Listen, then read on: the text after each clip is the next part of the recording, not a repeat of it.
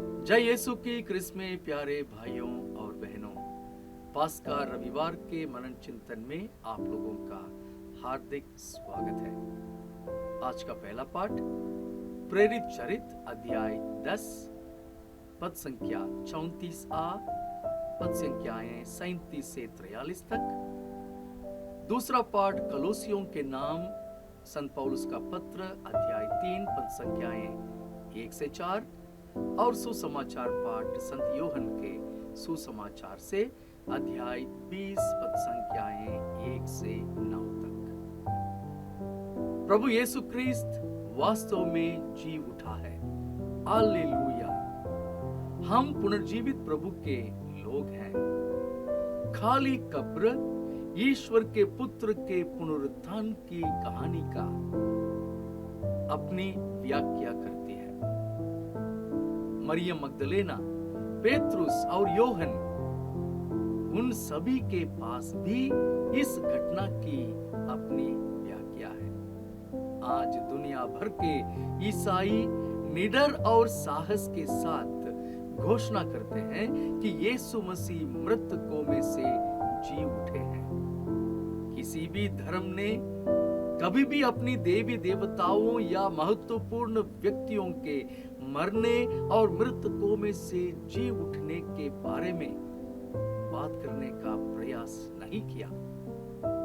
लेकिन प्रभु यीशु ख्रीस्त के विश्वासी के रूप में हम जानते हैं कि यीशु ने मृत्यु को हरा दिया और वह हमारे बीच जीवित है।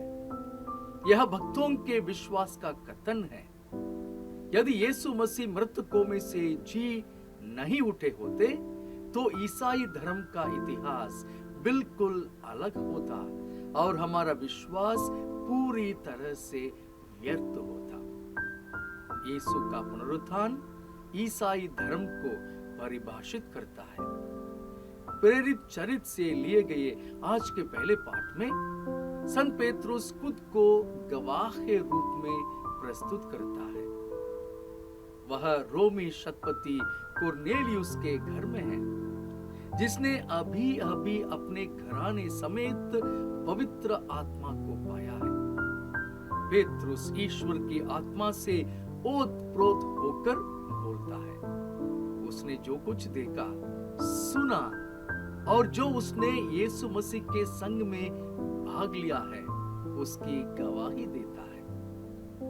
यह कबूल करता है कि यीशु मसीह को ईश्वर ने पवित्र आत्मा से अभिषेक किया था। चूंकि वह ईश्वर की शक्ति से भर गया था, वह सुसमाचार का प्रचार प्रसार करने, सभी बीमारों को चंगा करने और उन सभी अपदूतों को निकालने में सक्षम था। इस प्रकार ईसाई धर्म का सारांश स्थापित होता है, अर्थात यीशु मसीह को मानव अधिकारियों ने मार डाला, लेकिन प्रभु पुनर्जीवित होकर आज भी हमारे साथ है। पुनर्जीवित प्रभु ने शिष्यों को सुसमाचार का प्रचार प्रसार करने और इस तथ्य की गवाही देने का आदेश दिया है कि जो लोग यीशु ख्रीस्त में विश्वास करते हैं, उन्हें पापों की क्षमा प्राप्त होगी। आज का अंतर भजन तीर्थयात्रियों द्वारा शिविर पर्व के दौरान यरूशलेम के मंदिर में गाए गए एक प्रवेश भजन की तरह लगता है। यह पास्का के पर्व का एक अभिन्न अंग भी था। यह भजन कृतज्ञता की भावना से भरा हुआ है।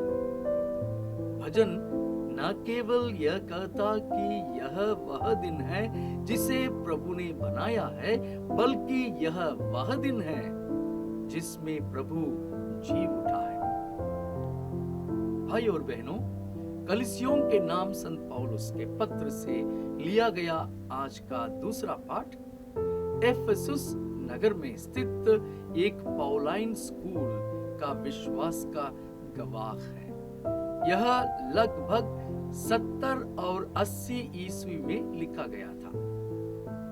लेखक पौलुस और उनकी शिक्षाओं का एक बड़ा प्रशंसक हो सकता है और इसलिए वह यीशु को एक कॉस्मिक मसीहा, यूनिवर्सल मेसाया के रूप में देखने में सक्षम है। वह यह मानकर चलता है कि कलोसे के ईसाई मानते हैं कि वे मसीहा के साथ जी उठे हैं और इसलिए उन्हें स्वर्गीय वास्तविकताओं पर ध्यान केंद्रित करना है, न कि भौतिक चीजों में फंसना है। इसी के द्वारा विश्वासी ईश्वर की महिमा में सहभागी होंगे। दूसरे शब्दों में, विश्वासियों का जीवन संदेश देगा कि मसीह जी उठा है या नहीं। क्रिस्तीय जीवन को इस तथ्य की गवाही देनी चाहिए कि यीशु जी उठे हैं। संत योहन के सुसमाचार से लिया गया आज का सुसमाचार पाठ एक ऐसी घटना का वर्णन करता है जो मरियम मगदलेना के साथ हुई थी, जो सप्ताह के पहले दिन की शुरुआत में ही यीशु की कब्र पर अकेले जाने का साहस करती है। यह वह प्रेम है जो यीशु के लिए उसके मन में था, जिसने उसे कब्र पर जाने के लिए प्रेरित किया। यह उसकी अपने प्रभु से मिलने की इच्छा थी, जिसने उसे कब्र का पहला तीर्थ यात्री बनाया। पत्थर को हटा हुआ देखकर वह सिमोन पेत्रुस और दूसरे शिष्य, शायद याकूब के भाई योहन हो सकते हैं, उनके पास वापस चली जाती है।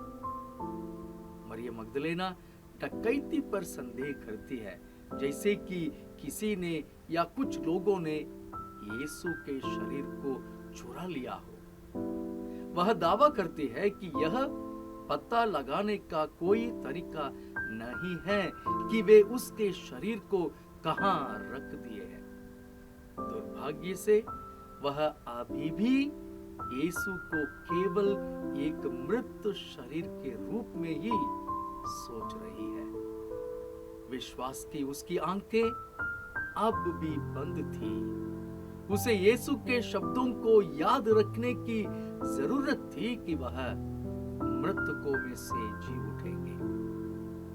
पेत्रुस और योहन कब्र की ओर दौड़े चले आए हैं, वरिष्ठता का सम्मान करते हुए और पेत्रुस के नेतृत्व को स्वीकार करते हुए योहन उसे कब्र में प्रवेश करने देता है।